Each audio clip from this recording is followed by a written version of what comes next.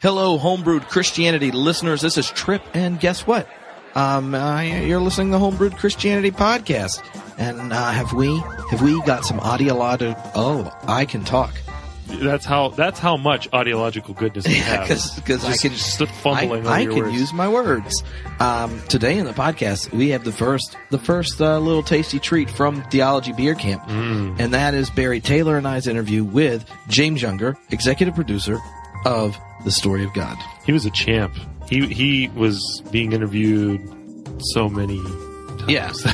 I just want you all to know, first, if you came to Beer Camp, thank you. But James is going to be on the interwebs the next couple weeks quite a bit, because he not only did this interview you're about to hear with Barry and I, but was on a stack of our other friends' podcasts while we were hanging out. Like, he's going to end up on Newsworthy, Norsworthy, Christian Humanist, Pathological, Crackers and Grape Juice. So, just expect to get to hear him answer all sorts of different questions, which are not just about the story of God with Morgan Freeman on the National Geographic Channel. Not just. Also about his own life, what it's like to be a producer of documentaries, TV shows about science, religion, and such. And you know what my favorite thing was? He said, I don't think it's in any of the podcasts though. It was like in between. He said there are two types of people in Hollywood: the type of people who do all the work, and the type of people who take credit for doing all the work. And that you should be in the first. Oh, I like that. Yeah. Well. I what about both? What if you both and? We don't need no binaries. Anyway, if for some reason you are not watching The Story of God with Morgan Freeman, you should. And if for some reason you aren't listening to Barry Taylor and I's Story of Godcast, which is a companion podcast to The Story of God with Morgan Freeman on National Geographic Channel, then you should really go over there because, Barry and I have a lot of fun talking about the topics of the episodes, among other things. Yes. And you get to hear the guy on Fiverr who does a Morgan Freeman impersonation that I paid to do the intro. I forgot about that. Oh, yeah, it's awesome. This is The Story of Godcast with Trip and Barry Taylor. I've never met a homebrew Christian before. No, that was actually him. I know. But anyway, so we're going to talk to James. And then just know, heads up, Barry and I are talking. You can join our online video class, Questions for the Believing Skeptic. It starts this February, the year 2017. And then after that, you'll probably be able to get access to the videos and eventual book that we're making out of it and such. But if you're in real time, then head over to the website and come join out with us. Plus, if you're a member of the Homebrewed community, then you're in. Then you're already in the class. So yeah. Did you know? It's like when iTunes put that song in your phone. And that U2 album is like, how did that? I didn't buy it. How did it get there? Surprise! If you're a community member, yeah. So if you're a community member, basically we are like Bono and Ed showing up in your phone. That's a pretty good analogy. And you can be a member. Go to homebrewedcommunity.com and purchase your ecclesiastical title, and it's like buying indulgences. Yeah. Yeah, I mean, if you're like, finally, I can be a deacon or I can be an elder, like you can have that happen. So yeah, thank you to James and all the friends over at National Geographic for connecting us, for being a part of Theology Beer Camp, and honestly, thank you for sending James, because as you're going to see, Barry and I had quite a bit of fun talking to him. Yeah, he's a cool guy. Mm-hmm. And guess what? If you weren't there, you're probably never going to hear what happens after the interview with James Younger. Next time you see Beer Camp pop on the radar, it's something that cannot be shared, can only be experienced. What happens in Beer Camp? Some of it stays there. The rest of it goes on the internet. All right, enjoy. Hello to all the deacons, the elders, the bishops, the monsignors of the Homebrewed Christianity Empire. This is Tony Jones calling into the speak pipe. Hey, all you theology nerds. I know a lot of you are into youth ministry. We run the most epic youth ministry conference of the year. It's called Progressive Youth Ministry. This year it's taking place at the Montreat Conference Center in the beautiful state of North Cackalack. home state of one Trip Fuller. So join us there. Join me and Trip and a lot of other people for some really excellent time of speaking, music, beer and wine, theology nerd throwdowns. It's just going to be the best. We have a lot of people coming. You're going to love it. And with the code HBC as your promotional discount code, you're going to get $50 off, and that's going to bring the price down to under $200. Plus, you're going to be staying at Montreat, so food and lodging is going to be way cheaper than your average conference. So join us. Home brewers, just log on to progressiveyouthministry.org. And when you get to the registration page, type in HBC, and you'll just see the price plummet. progressiveyouthministry.org. Take care. Out. Why don't you have a Heidegger beer? Well, you know, Because he was a beery beggar, right, from the Monty Python drinking song? Is it too obvious? I like Heidegger. I don't know if that's, if you want to discuss Heidegger, Barry and I taught being in time last semester. If Absolutely, definitively do not want to discuss Heidegger. all right. Okay. So, James is the producer of the show that we watched today, The Story of God. So we're going to get into that, but we thought we'd just have a sort of ice-breaking question that everybody would sort of recognize and understand. So, James, Memphis Depay, he's being transferred. Yeah, where's he Holland. going? He's going to Holland. What do we think about this? Well, the squad is a little too deep. Yeah. The Manchester United squad is too deep. Do you know that the barman, Brian, he's a Liverpool supporter? Yeah.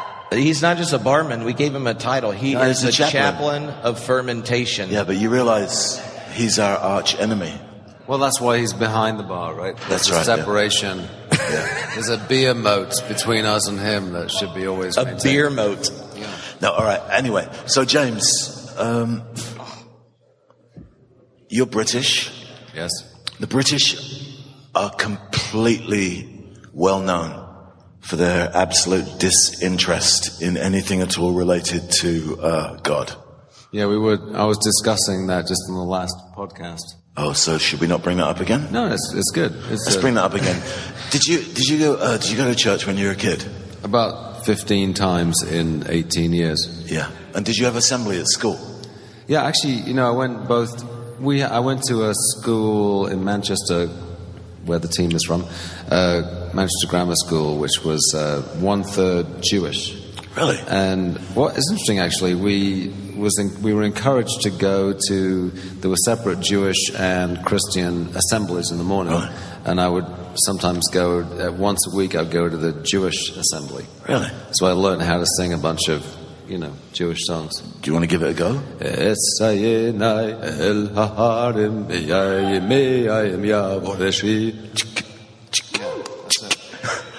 Yes, Wow. if you go to school in England, they have religious education, even though nobody really has much to do with religion after that. Yeah, I mean, it's confined just to the assembly in the morning. Yeah, it Then really it's is. done. Yeah, Well, you know what's really interesting is, I went to this grammar school, and we had this headmaster, Mr. Wakelin, and he used to preach every assembly, and he used to close with the same prayer every week. And I forgot it until I was about 25, and one day it just flashed in my head, and it's the only prayer apart from the Lord's Prayer that I know. It's the prayer of Ignatius Loyola. Teach us, good Lord, to serve thee as thou deservest, to give and not to count the cost, to fight and not to heed the wound, to labour and not to seek for any rest, but save them we know to do thy will. That one. Praise the Lord. Jesuit dude, right? Yeah. Yeah. Anyway, so, but you're a television producer, so tell us a little bit about how you got there and how you wound up involved in this project, and then we'll go from there. I was a scientist for a while, and then I quit. What kind of scientist? I was a biophysicist. Really? Yeah, I did a thesis on visual transduction in the vertebrate photoreceptors of frogs. I decapitated about 180. I guillotined about 180 frogs. Do you know I gave up biology the day we had to dissect a frog, and I took Latin instead.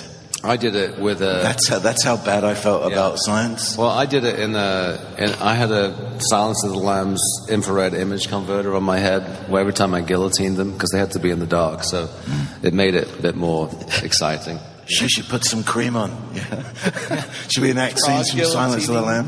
Yeah, guillotining frogs. It's how you become British. Is that what y'all killed in your school? We had fetal pigs. Oh. You know, and we paper, rock, scissored to see who was going to make first in poke. England? And it gushers. Okay, so you're guillotining frogs in the dark. And I decided that I couldn't do that anymore after a while, after about a year, and I became a journalist. And actually started doing science journalism, all kinds of journalism, and actually ended up getting offered a job as a science writer for the New York Times in 1992, which I was very excited about. Yeah. Is that what brought you to America? I was already in America at Berkeley. I went to Berkeley for grad school, so I was going to stay in America to do that. And my visa had actually run out, but for this job at the New York Times that had been offered. And then between them offering the job and hiring me, they had their first, the first death knell of journalism. Sure. Kind of rang out, print journalism. So you brought that on? And they did. And they cut like 10% of their workforce, and they said, we're not hiring you. So I was back in England without a job, staying at my parents' house, and when I was 27, which was really embarrassing, and found a job at the BBC and became a filmmaker. So you were 27 at your parents', so you were like a proto-millennial. Yeah, exactly. Yeah, I was. I was blazing a trail there. So, as a science journalist, when you tell someone that, say you're at an airport, what's the question you want them to ask you next? If like where you get to show off, but you don't have to say like weird stuff. Oh yeah, they say like, what is like gravity anyway? And I'll say, it's like space-time, it's bendy, and things fall together like a carpet with a bunch of marbles on it. If you're stuck in your airplane seat and the person next to you is one of those extroverts like me who's just like, I'm going to get a sermon illustration out of the person sitting next to me. Okay, rule number 3, never fly with trip. Yeah, and do you just, like, if you want to get them to be quiet, do you say multiverse or Higgs boson or what? Like, yeah, I mean, the electroweak symmetry breaking is usually a good one. See? It's a new tactic. If you tell them you're a minister, the same thing happens. They're like, oh, so you're a minister, so you don't believe in global warming? And you're like... And you go, no, of course not, but you are going to burn in hell. You're welcome. New conversation stopper on the ride home. What were you doing? I was at a Theology Beer Camp with a bunch of progressive Christians. You can like Jesus, gay people, and science at the same time. You could burn in hell. That's another way of dealing with it. So what was the point where an interest in science shifted to hanging out with Morgan Freeman and talking about religion? Was it his voice or the topic? Yeah. It was this, we did this series called Through the Wormhole, right? So we were asking, first of all, like big questions about the universe and the Big Bang. And naturally, one of the questions that came up was like, is there a creator? Yeah. Right? And we attacked that from like a scientific perspective.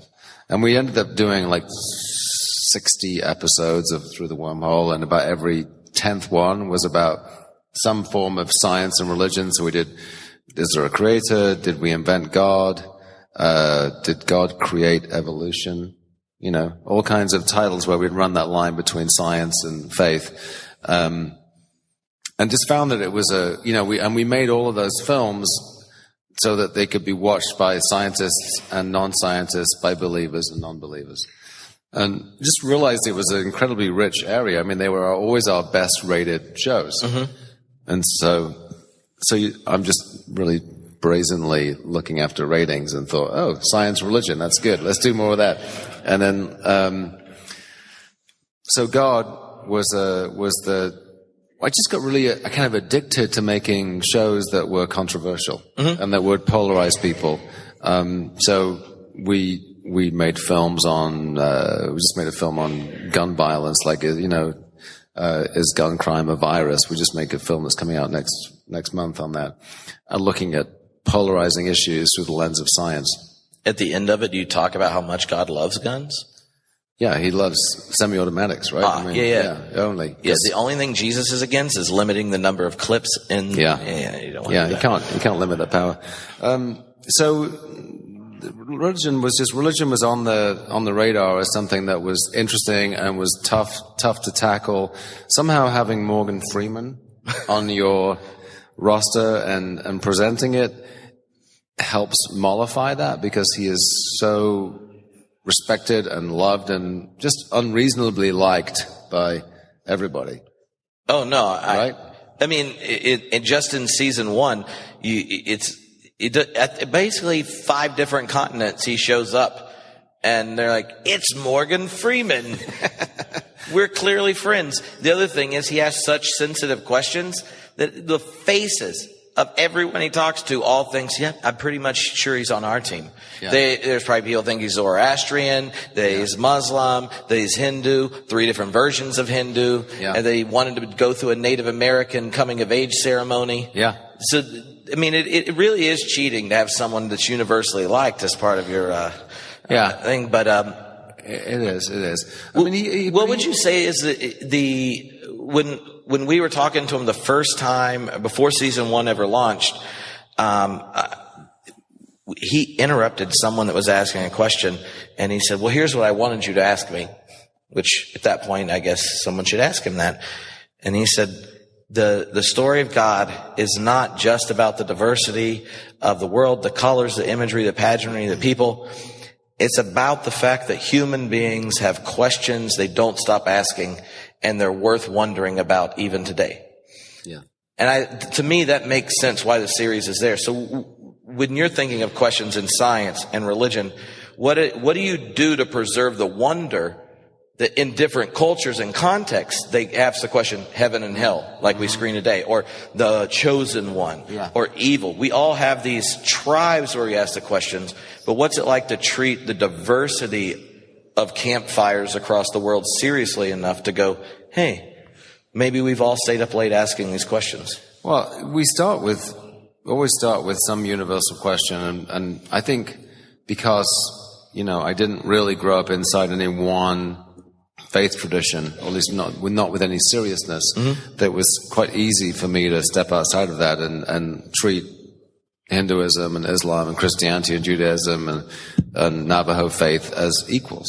Not to have any preconceived doubts about faiths that weren't my own. So and I think the same goes for Morgan too, because he is a, intrinsically spiritual person, but has no particular faith tradition, kind of like me.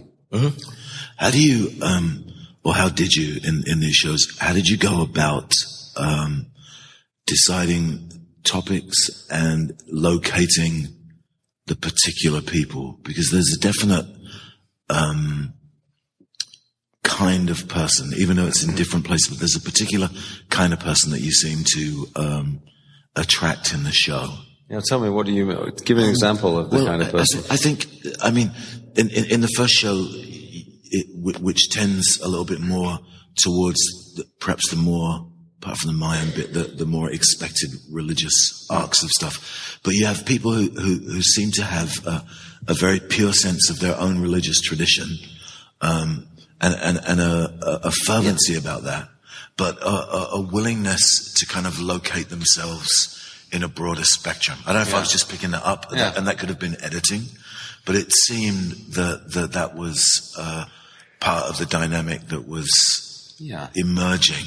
I think that's true. I think we find people who are passionate, are true believers in whatever their faith may be, but they also have some reason to be able to think outside it. So in the film you saw today, you have Annie Naz, who's speaking in tongues, evangelical Christian, but, was born and raised in Pakistan, in a dominant Muslim culture, where she was always the outsider, and so was always seeing her faith from both the outside and the inside. Yeah. So I think that's something that, and we've done that several times, with people who have a reason to have had some practice and some thought about explaining what they do to someone outside. I thought it's interesting that you say that, because one of the things, were you at the event? Yeah, you were. That's where we first met at Claremont. Yeah.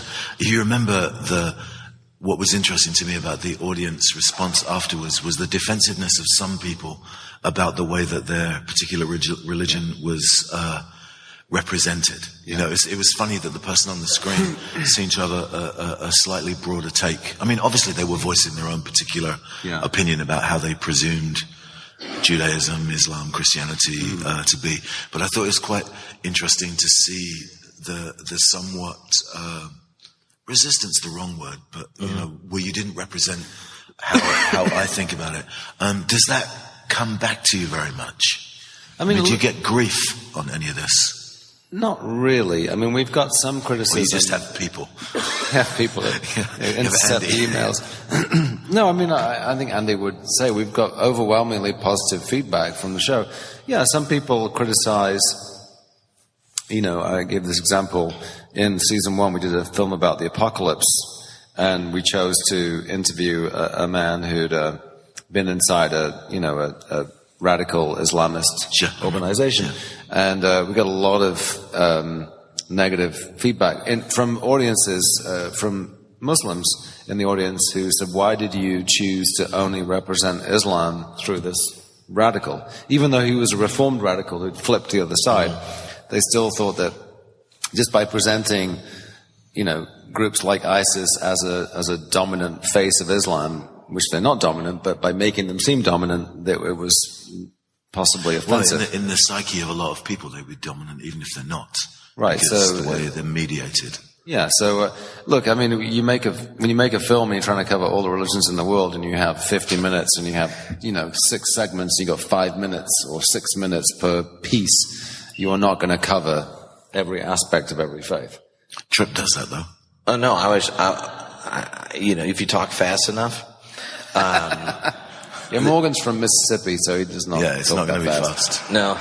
The other element that I find really fascinating about the show, and it's actually a task leaders in any religious tradition have to do, is you are both aware of the stories of your non-religious neighbors, your differently religious neighbors, and your own congregation and tradition you tend to, but you're also always dealing with your own story and encounter with God. Mm-hmm. And to me, one of the fascinating parts of the show is that you don't minimize Morgan's own interpretation of his own relationship with the divine throughout. You go back to Mississippi in different episodes. Yeah, he shows up and you see him sit in different religious contexts, and he doesn't just go, this is what they meant or whatever. He'll tell his own interpretation, even if it's not exactly what they thought they were doing. And at the same time, he will listen to them, let them interpret it to him, and he will joyfully cheer them on. And in what he does, I think, is with his own story, is model a certain generosity to his past, the kind of more conservative parts of the Christian tradition he's left, and he takes that generosity to the things in his tribe that could irritate you as a person of color in Mississippi growing up in Jim Crow South. And he applies that generosity to the things that freak you out about other world religions you're not comfortable with. Right. And that thinking in our global context today, that type of generosity we need to have to the non-religious other and the religious other, and seeing how it's connected to the ability to give compassionate reception to his own past that he's left behind has been one of the features of it that's inspiring to me. No, that's a very good question and answer to your question. Yeah. But Tripp's really good at that. He's good at it. But You meant earlier today, I said people said that the podcast is an opportunity for me to preach at somebody in the form of a question, and I failed already once today. So it was a second time. But it's true. I mean, for a man like Morgan to have grown up in America and have to come to terms with so much, to make peace with what could easily be alienation, gives him that spirit of an open-minded seeker who is willing to discount, you look at Islam, you look at Hinduism, you look at all the things the baggage that comes with every religion that could make you want to be very critical of it. Mm-hmm.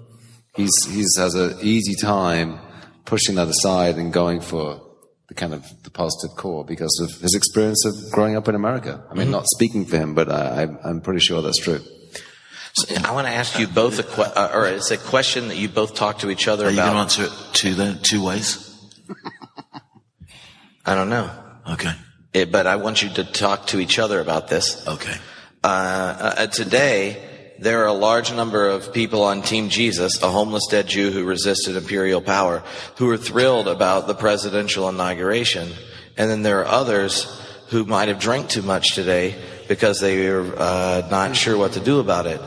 As non-Americans who have overlooked and experienced... Overstayed or what? No, we don't want to kick you out, and never mind. But what would overhearing a conversation of people familiar with America sound like when you're thinking of religion and politics, today? Like, how would you frame that conversation? Because, I thought, finally, we're not going to be as unreasonable as the British people after Brexit, and then that failed.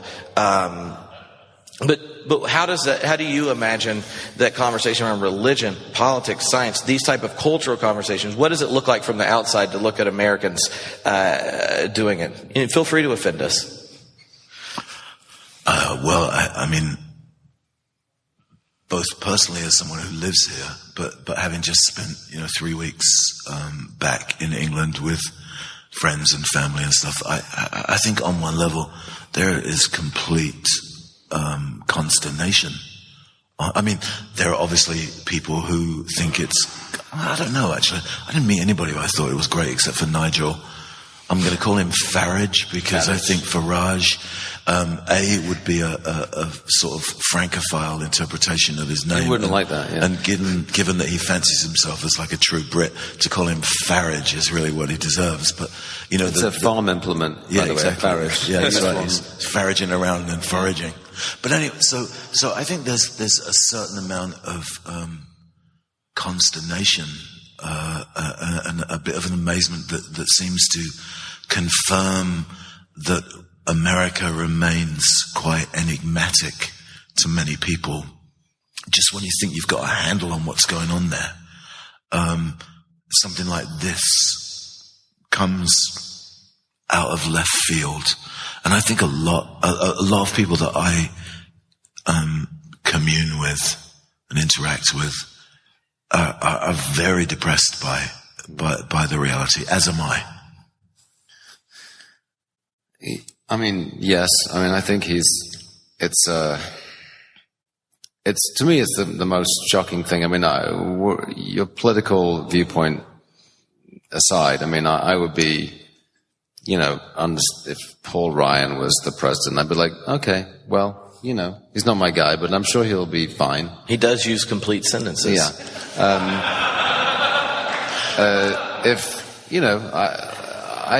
To have someone who embodies this spirit of bravado and selfishness, mean-spiritedness, that's really the main thing that I find shocking, that people would just deliberately close their eyes to that. Mm-hmm. It's shocking. And but I also think that there's a sense in which, and it's very difficult for me. I mean, Joe Strummer said that to be punk is to show kindness to your fellow human beings. So I don't want to go, I just think he's a complete asshole. I think he is both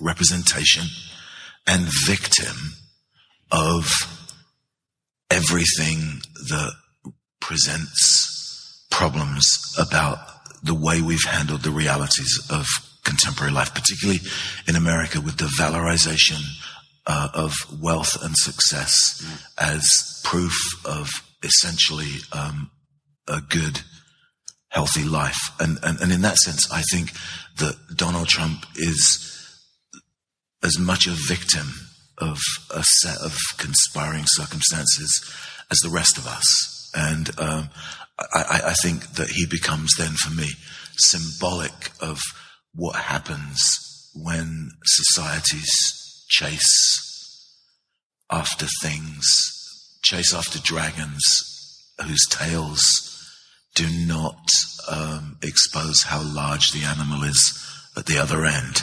And I think the way in which this move across much of Europe, nationalism, born out of fear and concern, over changing circumstances, this sort of last gasp of trying to reign in a world that's never going to be taken back. You're never going to get rid of rust. You can't get rid of rust. It's not going to go away. Whatever you say about it, and so I think it's a very perplexing and sobering time. And you could get very nihilistic about it in a passive way. And personally, I think, when I was young, I grew up very sort of lefty, and I was in, up to workers and all that kind of stuff. And I haven't been apolitical. I've always leaned to the left in my life, but actually for the first time in a long time, I actually feel that this might be a moment for action on my part in a particular way, to resist this. I don't know. Well, I have a question. Donald Trump strikes me as someone who is as far away from the Christian ethos as you could get, both politically and personally. So how you know more about American Christianity than I do. How do Christian groups get behind him and endorse him? What is the thinking there? Well, one of the things I would just like to know, like leaders even in super fundamentalist traditions, like the Southern Baptists are like, don't do that. The ones that's job is to reflect on the tradition. The thing is, the people sitting in their pews who they have to make happy when they preach sermons about Jesus did not know that the homeless Jew who resisted empire might not vote for 2 Corinthians, pop a Tic Tac in and go hurt people. Like, it's just like they didn't catch that.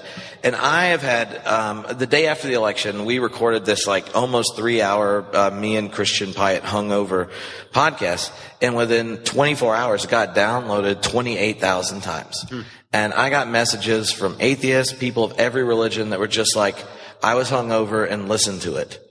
And all of them had these reference points, which were their family members or friends that were people of faith, who somehow that made sense to. And their response was, well, what part of love your neighbor equals these type of things? So I think there's a dissonance that exists. And the difficult part to understand for me, or I think for a lot of us, is what are the conditions where your identity feels so threatened that you do the complete opposite of anything you want on your tombstone? And now I think there's plenty of situations we could invent where we all would do that.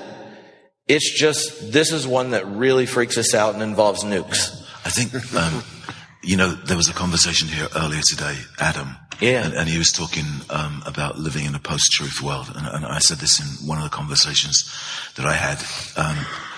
So they were talking about this, this word of the year, post-truth, and this idea that it was obviously evident in the election that somehow facts weren't that important.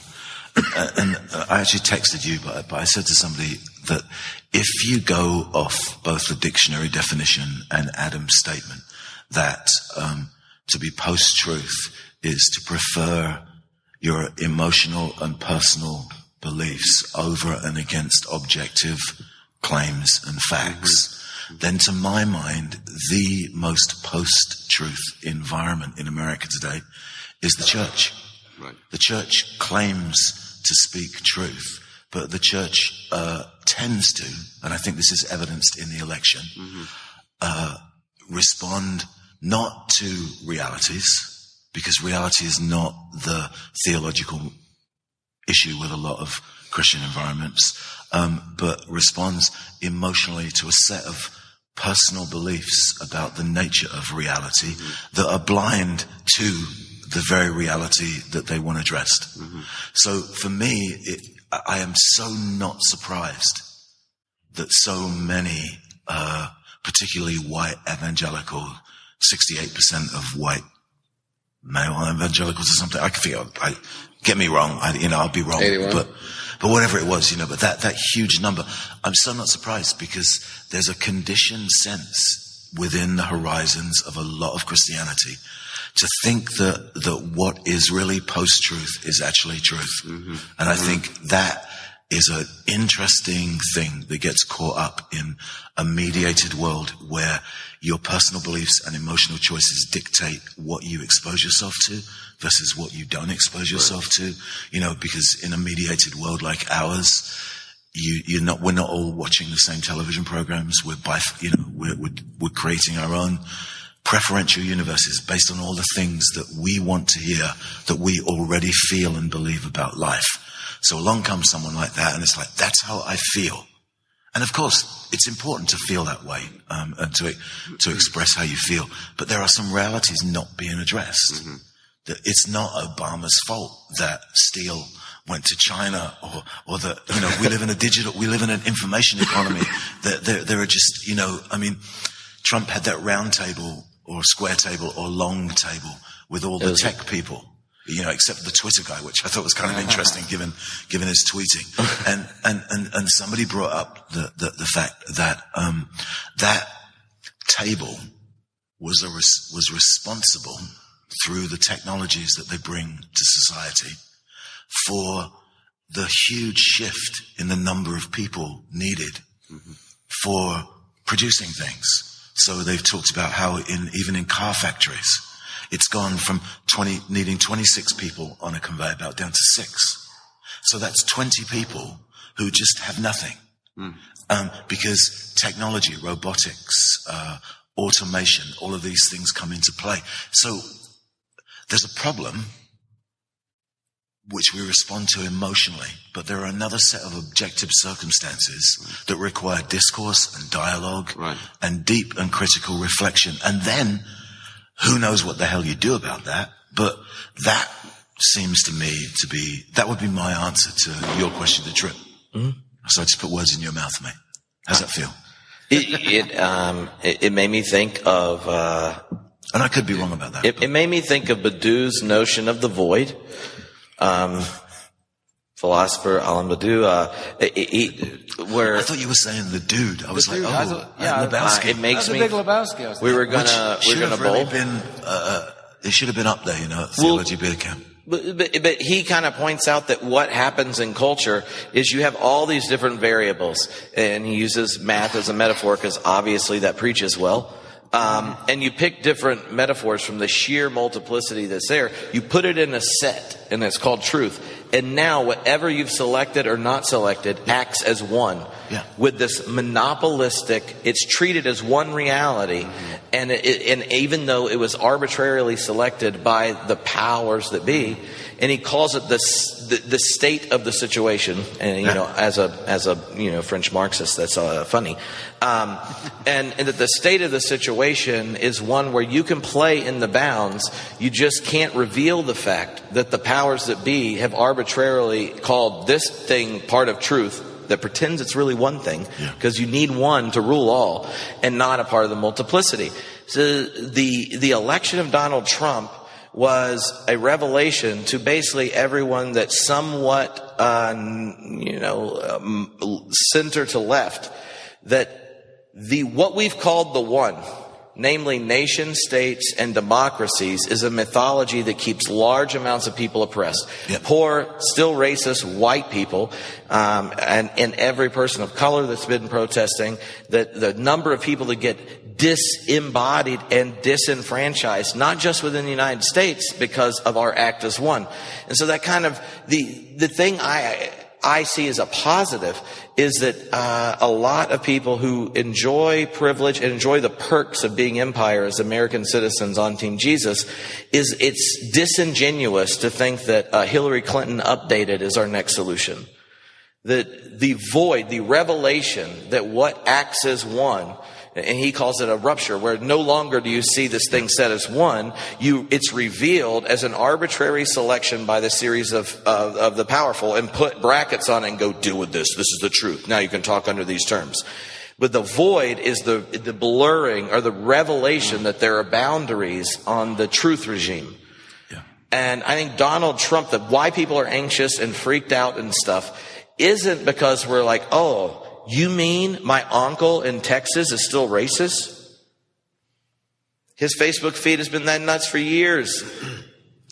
What it revealed is that our ability to feel like we've accomplished something by just being the slightly reasonable person on an agenda that's death dealing doesn't work anymore. And so I think that's why a lot of people, when you're saying, I feel like I have to act, I think it's because Hillary's failure, Trump's win goes, this isn't act as one. This is a ideological closure around a set of conditions that is just bullshit. And now you know it. So don't try to come up with the next one step to the left, capitalist friendly, let's do free trade, let's do all these things and then call it revolution. No, it's the 1% with a latte and a friend that's still paying off their student loans. So, all right. So we're done with that then? We're done with Trump now for the next 4 years, just over. Yeah. All right. So, James, so as someone who grew up exposed to elements of religion, but essentially without any sort of take on things, perhaps, or a take on things, but no engage. Right.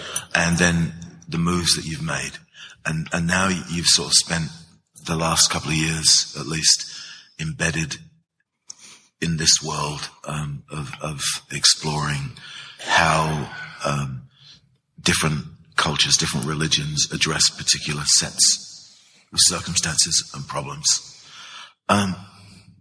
What's your take on religion?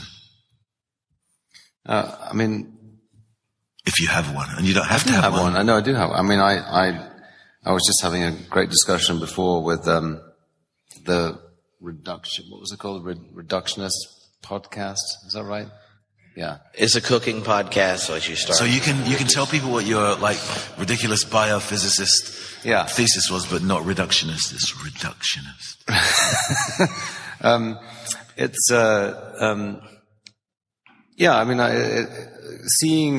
I mean, coming at it from the outside and seeing so many different faiths, and having, basically in my own life, having sort of accepted that science is ultimately an engagement with mystery, with trying to answer questions. But really, ultimately knowing that, one of the principles of science is that every theory is only as good until there's the next theory. Sure. Mm-hmm. So that ultimately science is accepting and engaging with mystery. So I felt that I started to become more open to religion because of that, and realizing that all religions are engaging with these unknowable questions, and looking at world religions through that very simplistic lens of how do you understand what happens when you die, how do you understand good and evil, how do you look for purpose and meaning in life. I kind of felt this synergy of this cause between religion and faith traditions, that everyone is out there trying to understand, trying to engage with the mystery of existence. Sure. And so I'd be like, well, that's the same as science. What's different about it? And I guess what was different about it, by seeing rituals, was just being touched by the power of communal worship or communal ritual.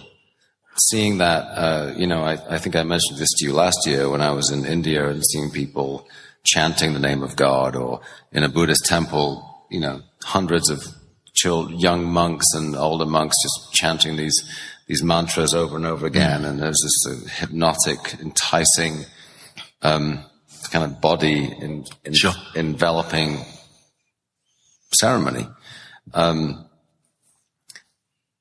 Many versions of that in Navajo rituals, in Christian worship, just feeling that power. And so realizing that in science and in faith, you both engage with the mystery, but in this communal faith, in a communal ritual with people, you get kind of pulled along in this deeply rewarding experience. So I have a renewed respect and desire for something like that in my life. As I was struggling with before, it's like each one of those ritual practices has flaws. I see them as a series of stories and parables that were told hundreds, thousands of years ago that are full of, they're not from the perspective of someone from this century. So my struggle right now is between wanting the engagement, wanting to be hooked into that communal energy, and being always distanced by the particular words and phrases and the rituals themselves. So wanting to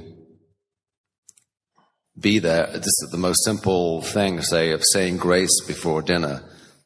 Wanting to be there and feeling the energy of the thanks and the acceptance and gratefulness for food and nourishment, but at the same time being repelled by Father, Son, and Holy Ghost. Sure. I think that's...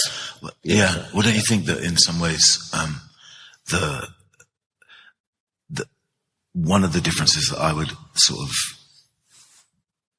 say is that while perhaps you could argue, as you do, that science and religion in various ways are exploring and are seeking to handle mystery, the one difference that you might posit between the two is that there tends to be, within the horizon of religion, a very, very strong tug and almost tyranny of the past history.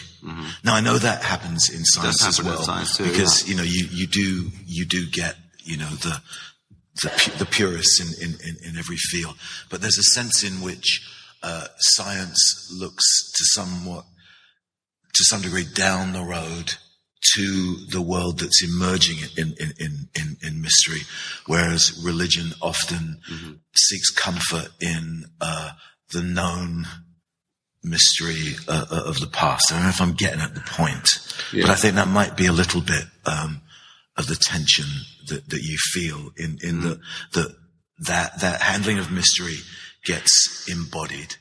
Number 2 beer, Feuerbach, said, I think, that all religion is social production.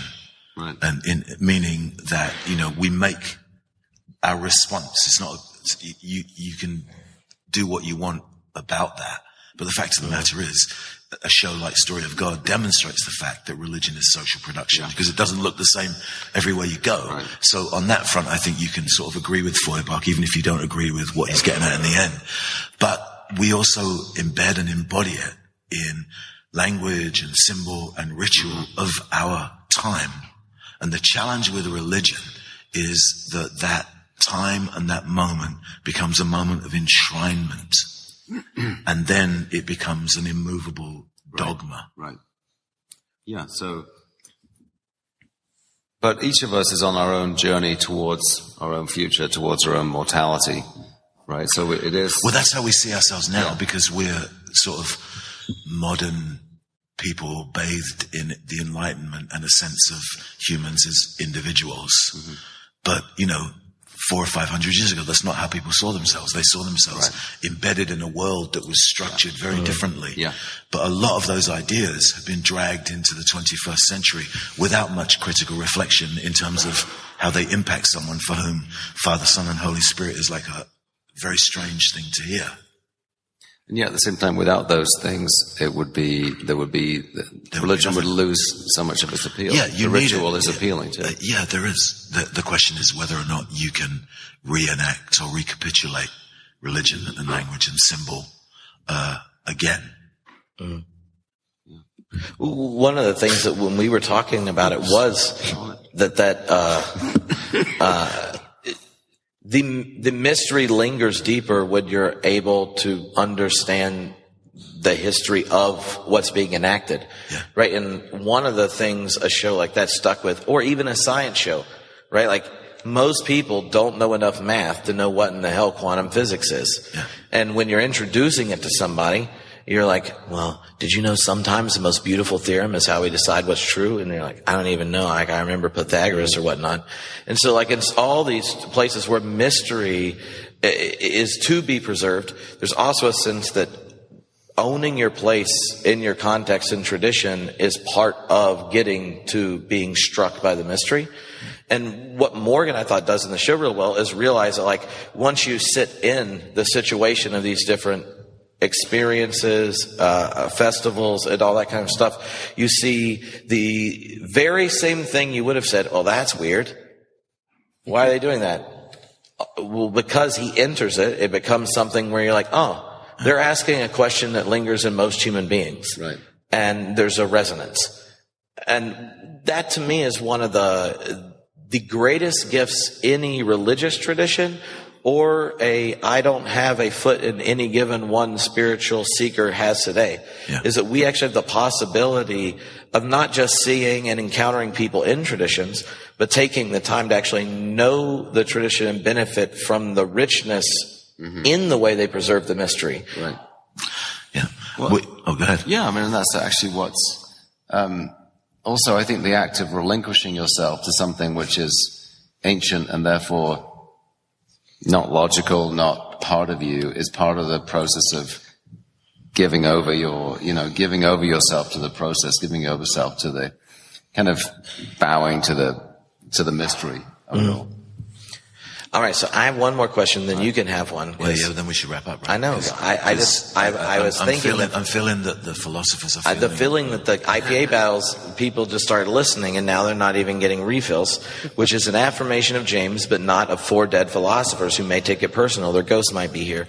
So you talked about even in both creating shows about science and religion, there are certain questions you're like, oh, that's right, people are going to tune in for that junk.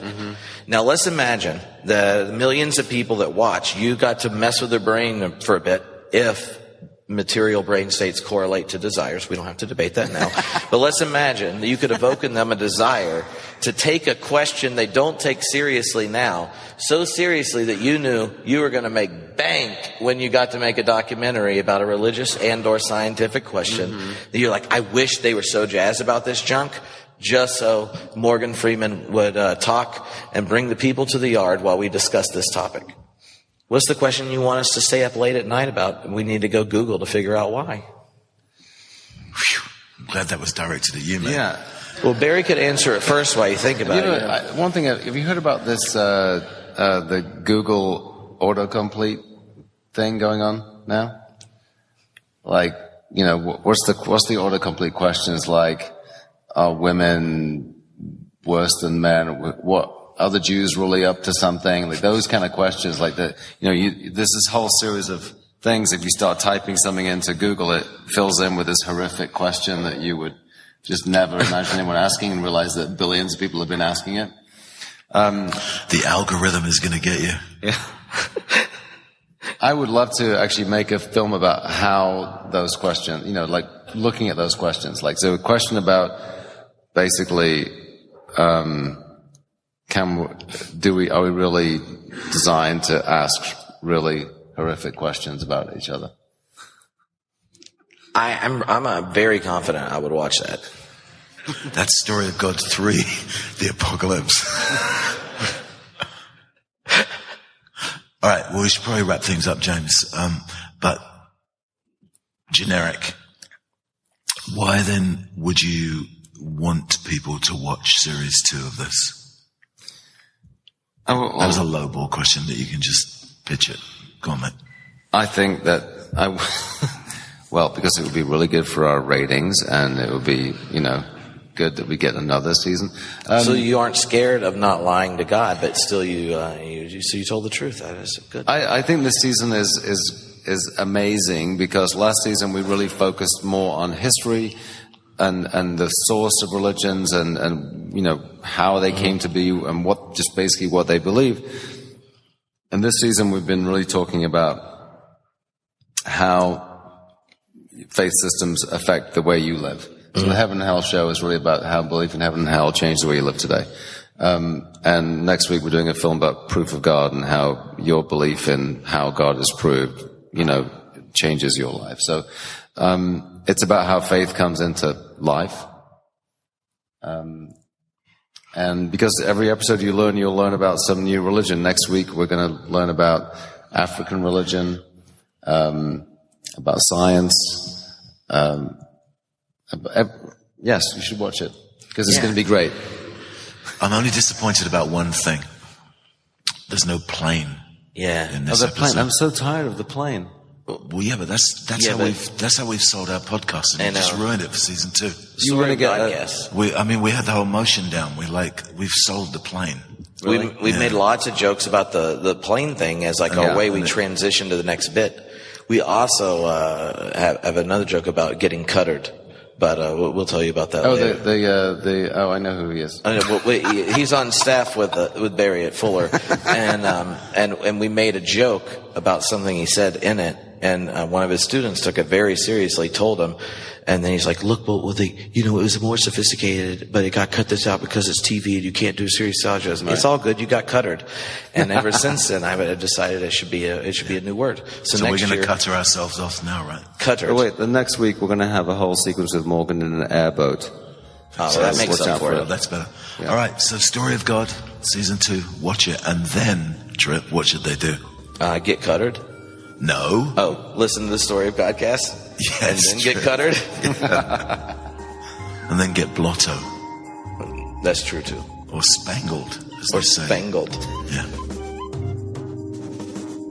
Well done, dear listener. You made it through a very special episode. And now we're going to tell you, some ways we can connect. And obviously, the easiest way is just to go to homebrewedchristianity.com. You can find out all sorts of things there, like where events are, where classes are happening, and that kind of stuff. If you want to be super, super amazeballs, you can be a member of the Homebrewed community. Go to homebrewedcommunity.com. Then you'll find out everything all the time. Be in our secret Facebook group. Always be a part of all the classes, and get to have input and shape special Theology Nerd episodes. But here's the thing: if you aren't a member and want to join the class for the questions for the believing skeptic, you can do that. Because over February, that class is going on with Barry Taylor and I. After that, you'll probably be able to get the videos, purchase those junks on the website. And So what else is happening? I think you're going to Cincinnati, aren't you? Yes, I'm going to Cincinnati. And it's in February. February 10th and 11th. On the 10th, I'm going to be hanging out with Adam Clark. And we're going to be doing some theologizing right there in Cincinnati together. Adam is a theologian who is writing the Homebrewed Guide to Salvation. He was out here for beer camp, and now we're gonna get to hang out in Cincinnati, which is like your home state. Home state, other end, but it counts. Well, the other end of Ohio is closer than the other end of California. This is true. That is very true. That's an important fact, dear listeners. California is a lot longer than you think it is. It is. Have I ever told you? Yes, you have. Okay. So, I love you, Gregory. And we said, it's only 2 hours into the other state. And we drove. That was also the day I realized I did not have any cruise control when you begin a 17-and-a-half-hour drive. I've been there. It's no fun. But you know what really is fun? Progressive Youth Ministry this year in North Carolina. It's going to be at Montreat, which I'm pretty excited about. One, because it's one of the most beautiful places in the world. The other is because that means everybody's not at like different hotels, so there's no reason not to hang out until late into the evening. We're going to do a live podcast. Aaron Simmons is going to be on the podcast, who, if you remember the End of Religion episodes of the podcast, he was a part of that. And I'm doing a pregame on the 7th of March. The event's the 8th, the 10th. And it's a Theology Nerd Boot Camp. Ashes, Angst, and Ancestors. That's right. I'm going to be talking about the 3 biggest burdens adolescence throws on us. Knowing you're going to die, the struggle for identity, and all the unseen ways your parents screw you up. We're going to talk about those 3 things and what it's like to think about them theologically, to help students do so, how to lead and process in that situation, and maybe at the same time. See, this is the trick of high quality teaching. Is they think they're learning about adolescence, but it's really time for us as a community for self-discovery. Kumbaya. Yeah. It's more subtle, as opposed to a direct way for self-discovery this August in Germany. You are like the king of segues. Oh, this August we are doing a spiritual pilgrimage on the 500th anniversary of the Reformation in Germany, in the footsteps of Luther. That was you like that? I like that. It was very dramatic. This August, we shall travel the footsteps of Luther, reflecting on faith. Questions that provoke anxiety. Drink delicious German beer and look towards the future. The next 500 years. That was my German hum. That was pretty good. I mean, it wasn't a German accent. No, not at all. But it was good. Yeah. So I'm convinced. If you want to, go to Germany, travel, know Luther, experience it, think about it, and really, not end the month of August thinking you failed as a human. Why do you like Luther so much, Trip? Why? Yeah, why? Why? Why? Because Luther was someone who realized that a lot of what happens religiously becomes oppressive if the foundational blocks aren't made clear. And Luther was a theologian who, in his time, through his critique and pushback to parts of the Catholic Church, brought to the fore that at the heart of faith is God's full affirmation of our complete being itself. And that the most true thing about you is that you're God's beloved. And that faith is trusting that God's word about you is true, and not what you say, what you think, what your parents have said about you, and all that kind of stuff. It's the heart of the gospel. Luther discovered it. It shaped things. There are also plenty of things you can learn from Luther not to do. Like anti-Semitism. I'm against it. Suffocating children. That's something you shouldn't do. Or blaming Satan because you have serious bowel issues from eating just meat, cheese, and large amounts of beer. Which we will be doing in the spiritual pilgrimage. Yeah, but it's not like you have to do it all the time. Not all the time. Yeah, so there you go. If you want to know more about it. You make me want to love Luther even more now. That's what I like to hear. If you want to know more about it, you can go to the website, homebrewedchristianity.com. You can text the word Luther to 44222. 44222. That's 44222. I know. It gets really confusing. Just like all the so 4s and 2s. Yeah, yep. How many of which one? It gets overwhelming. So then you should just go to the website. And So, any questions about any of this? Let me know. If you're going to be in Cincinnati and want to hang out, then holla holla. Twitter's the best way to find me. But until then, keep it fresh.